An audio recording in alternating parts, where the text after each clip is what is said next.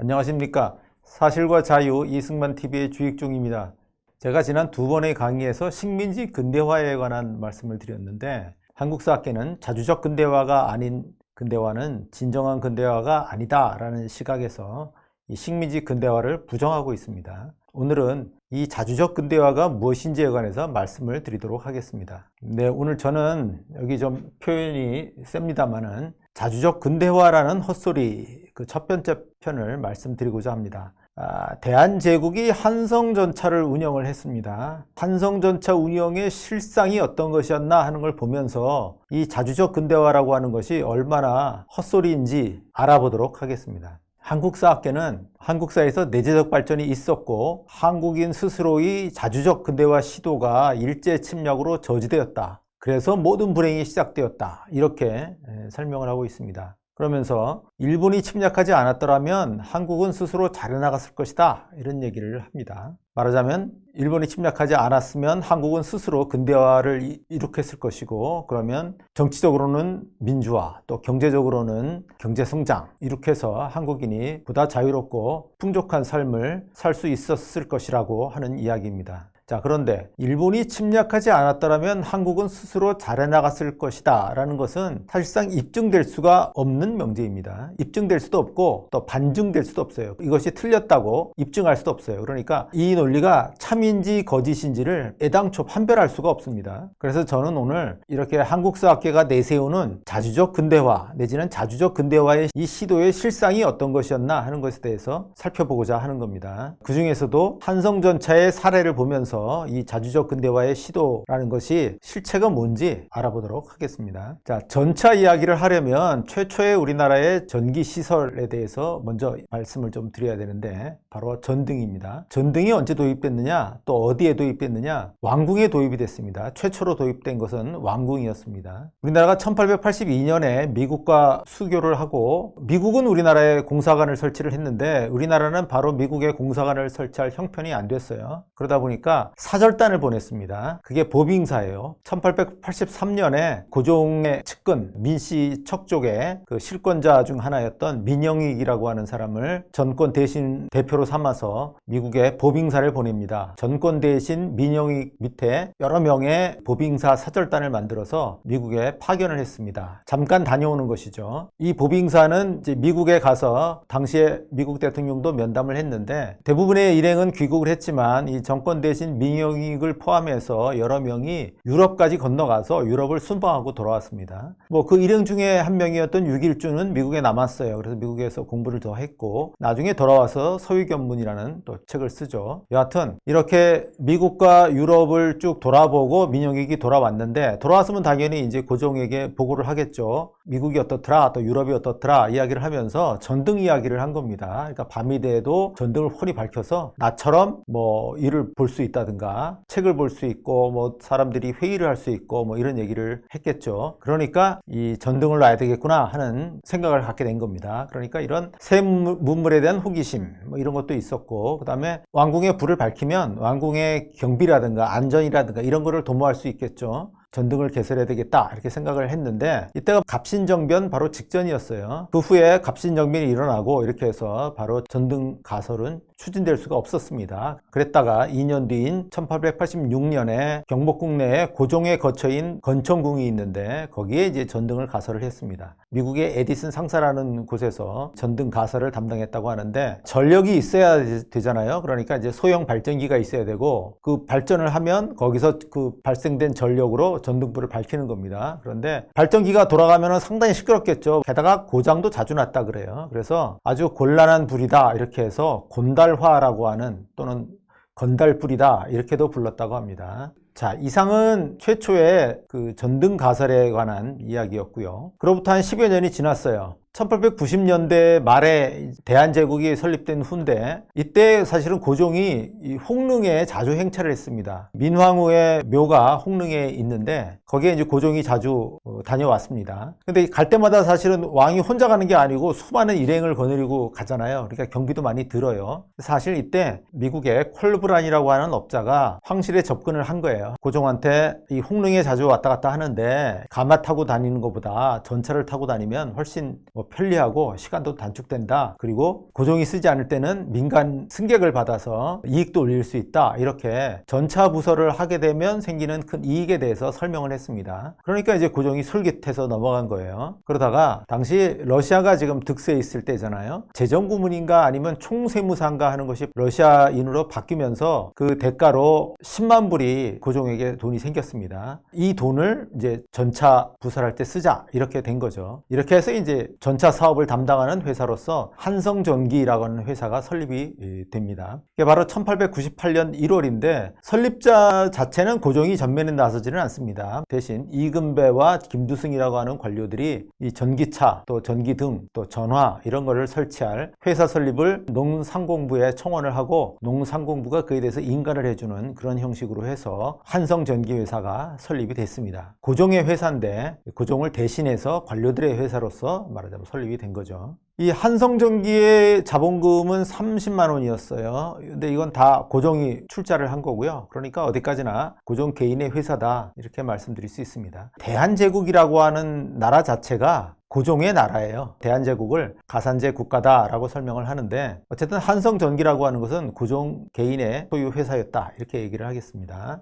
사장은 물론 뭐 다른 관료들이 선임이 됩니다. 이 한성전기는 서울 시내 전기 사업의 독점권을 갖고 있는 회사인데 외국인도 고용해서 일을 할 수 있게 이렇게 했습니다. 그런데 왜 이 규정이 들어가 있었냐면 이거는 콜브란에게 사업을 청부하기 위해서 이런 규정을 만들었던 겁니다. 자, 한성전기를 만들어서 전차 사업을 하려면 철로를 놓고 그 다음에 전차를 도입하고 발전소도 설치하고 이렇게 전차 운행에 준비를 해야 되겠죠. 그 다음에 또 전차를 실제로 운행을 해야 되겠죠. 그런데 이러한 전차 부설과 또 전차 운영 이 두 가지 일 모두를 콜브란이라고 하는 업자에게 청부하기로 사실은 그렇게 미리 정해놓고 이 사업을 추진했던 겁니다. 한성전기의 전차 부설에 관해서 좀 살펴보겠는데 첫 번째 노선은 서대문에서 홍릉까지 가는 거예요. 지금 광화문 내거리에서 서대문까지 가는 길을 흔히 뭐 세문안길이라고도 이제 부르고 그 광화문 내거리에서 얼마 가지 않으면 서울역사박물관이 있죠. 거기가 원래 경희궁이 있던 자리예요. 근데 경희궁에 풍화문이라고 하는 문이 있는데 그 풍화문에서부터 전차 선로를 놓은 겁니다. 그래서 종로길을 따라서 홍릉이 있는 청량리까지 전차를 부설하기로 한 겁니다. 그래서 1898년 2월 달에 한성전기와 콜브란 간에 계약을 체결해요. 그러니까 한성전기는 전차 부설을 맡기는 거죠. 그리고 콜브란이 그걸 맡아서 하기로 한 거고 공사비는 한 20만 원 정도로 예정이 됐습니다. 그래서 10만 원은 먼저 선불을 했고 한성전기가 이 공사비를 다 지불한다는 데 대해서는 대한제국 정부가 보증을 했습니다. 실제 착공은 1898년 10월 달에 이루어졌어요. 그런데 콜브란은 미국인들을 데려와서 전차 부설 공사를 한 게 아니라 일본의 교토 전철을 설계했던 일본인 기술자들을 불러서 전차 선로를 부설을 했습니다. 여러 명의 일본인 기술자들이 와서 2달 동안 작업을 해서 경희궁 흥화문에서부터 청량리까지의 전차 선로를 부설을 했습니다. 공사비는 좀 더 들어서 22만 5천 원이 들었다고 하고요. 아울러서 동대문에 발전소를 건설을 했고요.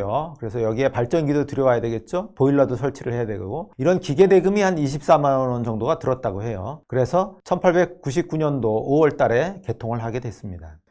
예, 지금 보시는 이 사진에서 왼편에 있는 사진은 전차 선로를 부설하고 있는 모습인데 전봇대가 있고 전봇대 위에 이제 전기줄이 있죠. 그리고 오른편에 보이는 사진은 동대문 앞에서 전차 개통식을 하고 있는 모습인데요. 동대문 위라든가 동대문 양옆 그리고 이 아래쪽에 사람들이 빼곡히 모여 있는 것을 볼 수가 있습니다. 당시 사람들로서는 매우 신기한 그런 구경거리였겠죠. 그래서 많은 사람들이 나와 있고요. 제가 지난 시간에 말씀드렸습니다만은 저 동대문 너머에 있는 산이 아마 낙산으로 추산이 되는데 역시 이 낙산에 보면 나무가 하나도 없습니다. 네.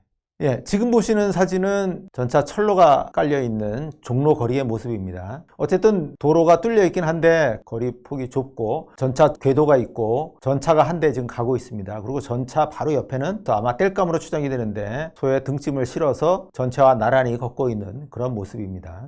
네, 어쨌든 이렇게 서대문 홍릉간에는 전차가 부설이 돼서 1899년 5월에 개통을 했고요. 개통된 후에 여러 가지 사건도 일어났어요. 어린애가 치여서 죽는 사건이 일어났거든요. 그렇게 일어나니까 사람들이 저 전차를 때려 부숴라 해가지고 몰려 들어가지고 전차에 불을 지른 이런 사건도 있습니다. 또 기술자들이 도망가겠죠.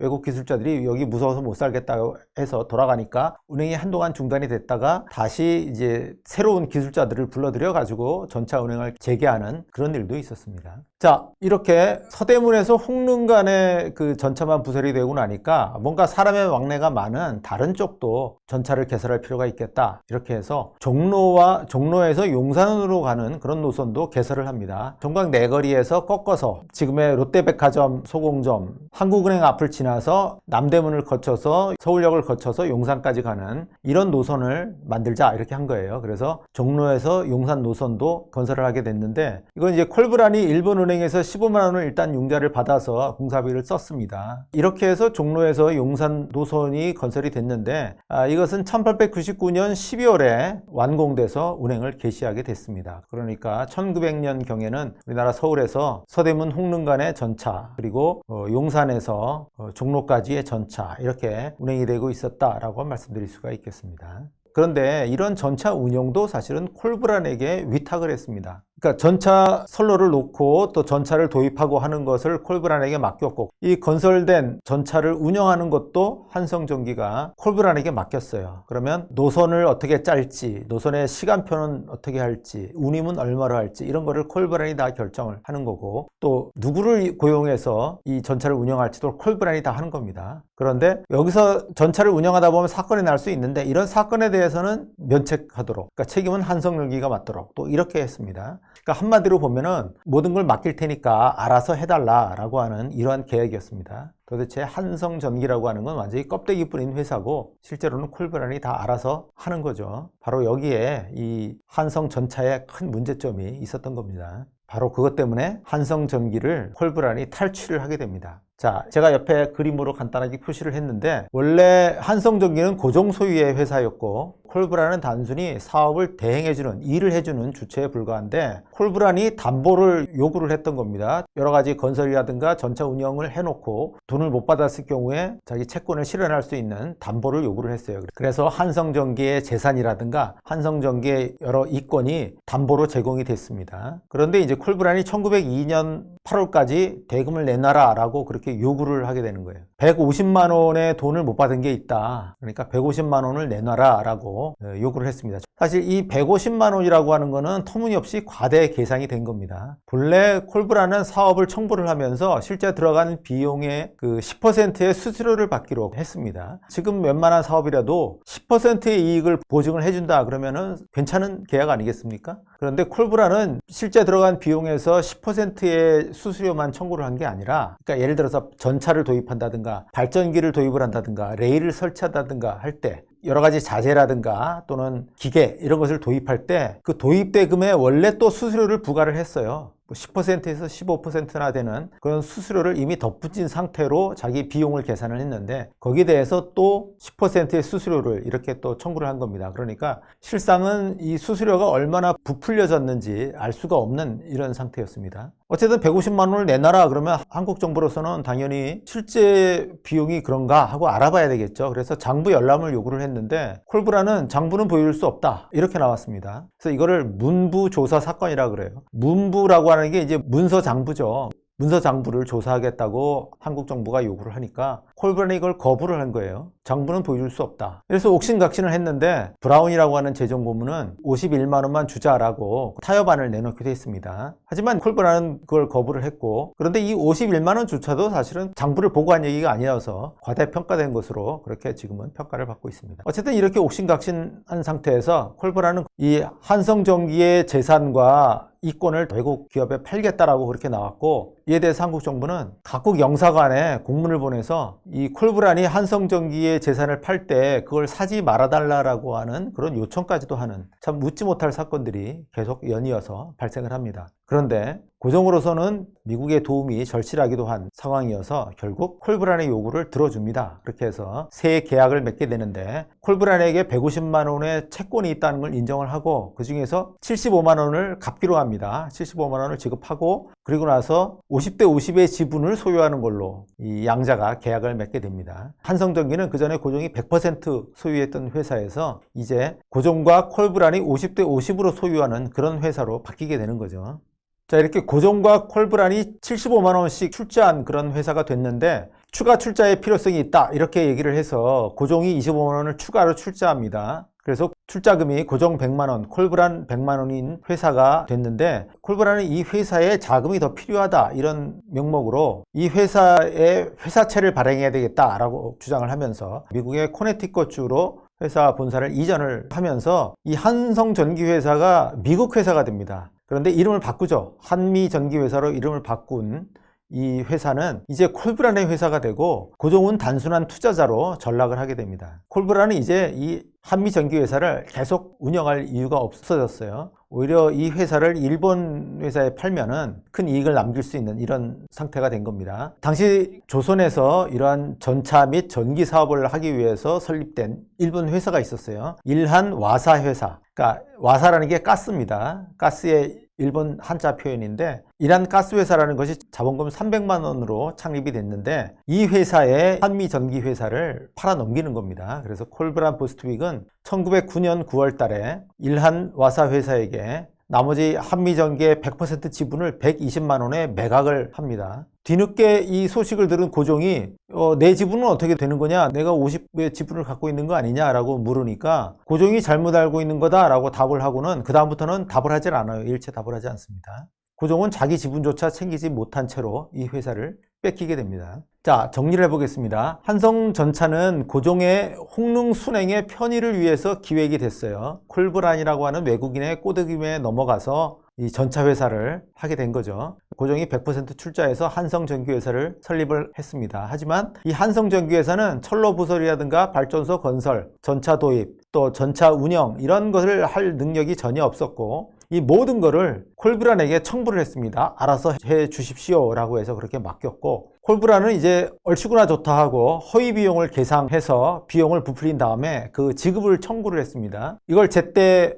지급하지 않으니까 회사 재산을 매각하려고 하기까지 했습니다. 러일 전쟁 때 미국의 도움을 필요로 했던 고종은 이 콜브란의 요구를 수용을 해서 100만 원을 내고 지분 50%를 겨우 확보했습니다. 하지만 콜브란은 이 회사마저도 미국으로 본사를 이전하면서 이 회사의 지분 100%를 고종 지분까지 포함해서 일본 회사에 매각을 했습니다. 자, 이로써 고종은 원래 자기 돈으로 건설했던 한성전기회사를 통째로 콜브란에게 뺏긴 셈이 됐는데, 자, 이런 한성전기회사의 경우를 보면은 이 회사를 당시 설립했던 고종 내지는 한국 정부는 기술력은 물론 사업성 검토라든가 회사의 관리 능력이라든가 교섭력도 완전히 빵점이었다, 완전히 제로였다 하는 것을 알 수가 있습니다. 자, 이런 실력으로 무슨 근대화를 한다는 겁니까? 바로 이 한성전기라는 게 바로 자주적 근대화의 실체를 보여주고 있는 겁니다. 따라서 이런 한성전기 회사의 경우를 보면 자주적 근대화라고 하는 것은 완전한 헛소리라고 하는 것을 알 수가 있습니다. 소위 식민지 근대화에 대한 대안으로 한국사학계가 내세우고 있는 자주적 근대화라고 하는 것은 완전히 실체를 결여한 완전한 헛소리다라고 말씀드릴 수가 있겠습니다. 네, 오늘 여기까지 말씀드리겠습니다.